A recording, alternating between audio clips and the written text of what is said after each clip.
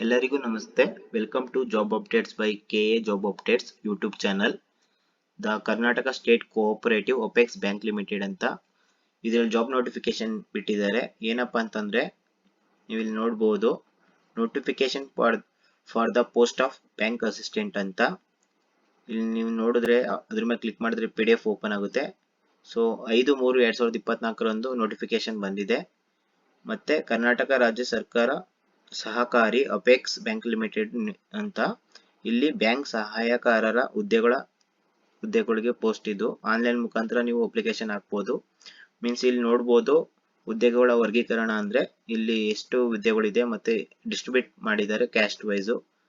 So general category to up to ಪ್ರವರ್ಗ 3B ತನಕ 85 total post. ಮತ್ತೆ ಅಗೇನ್ ಕಲ್ಯಾಣ ಕರ್ನಾಟಕಕ್ಕೆ 8 ಪೋಸ್ಟ್ ಇದೆ. ಹಾಗೆ ಸ್ಯಾಲ್ರಿ ಬಂದ್ಬಿಟ್ಟು 28,425ರಿಂದ ಅಪ್ ಟು 87,000ವರೆಗೆ 125 ಇರುತ್ತೆ. ಮತ್ತೆ ವಿದ್ಯಾರ್ಹತೆ ಬಂದು ಅಂಗೀಕೃತ ವಿಶ್ವವಿದ್ಯಾಲಯದಲ್ಲಿ ಯಾವುದೇ ಪದವಿ ಎನಿ ಡಿಗ್ರಿ ಅವರು ಈ ಪೋಸ್ಟ್ಗೆ ಎಲಿಜಿಬಲ್ ಇದ್ದಾರೆ.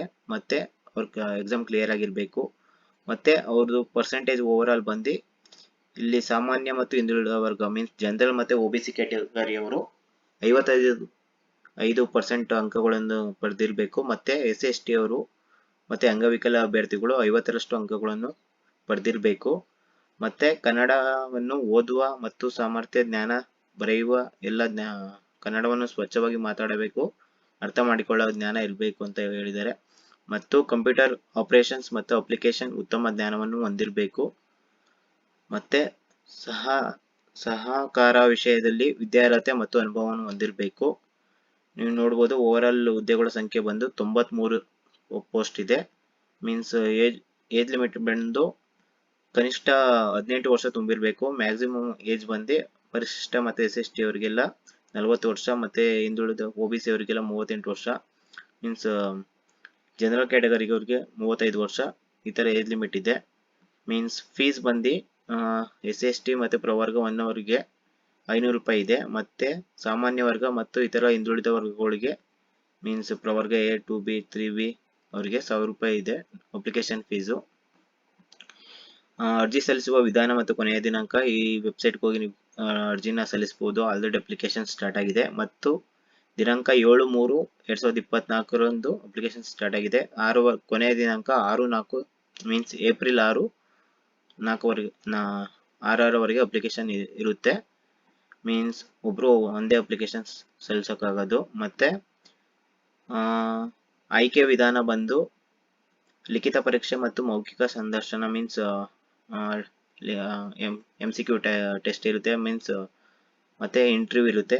ಯಾವ್ಯಾವ ಕ್ವಶನ್ಸ್ ಯಾವ ಸಬ್ಜೆಕ್ಟ್ ವಿವರ ಬರುತ್ತೆ ಅಂದ್ರೆ ಕನ್ನಡ ಭಾಷೆ ಮೇಲೆ ಮತ್ತೆ ಸಾಮಾನ್ಯ ಜ್ಞಾನ GK ಇರುತ್ತೆ. ಮತ್ತೆ ಇಂಗ್ಲಿಷ್ ಮೇಲೆ, ಸಹಕಾರ ವಿಷಯ ಮೇಲೆ, ಭಾರತ ಕಾನ್ಸ್ಟಿಟ್ಯೂಷನ್ ಮೇಲೆ, ಮತ್ತೆ ಬ್ಯಾಂಕಿಂಗ್ ರಿಗಾರ್ಡಿಂಗ್ ಕ್ವಶನ್ಸ್ ಇರುತ್ತೆ. ಇಲ್ಲಿ ನೋಡ್ಬೋದು ಓವರ್ ಆಲ್ 200 ಮಾರ್ಕ್ಸ್ಗಳಿಗೆ 200 ಮಾರ್ಕ್ಸ್ ಇರುತ್ತೆ. ಮತ್ತೆ 1:5 ಇದ್ರಲ್ಲಿ ಸೆಲೆಕ್ಟ್ ಮಾಡ್ತಾರೆ ಅವರು ರೇಷಿಯೋದಲ್ಲಿ ಸೆಲೆಕ್ಷನ್ ಪ್ರೊಸೀಜರ್. ಮತ್ತೆ ನೀವು ಇಲ್ಲಿ ನೋಡ್ಬೋದು ಸಾಮಾನ್ಯ ಸೂಚನೆಗಳು ಮೀನ್ಸ್ ಅವರು ಒಂದು ರೂಲ್ಸ್ ಕೊಟ್ಟಿದ್ದಾರೆ, ಅದನ್ನ ನೀವು ಫಾಲೋ ಮಾಡಬೇಕು.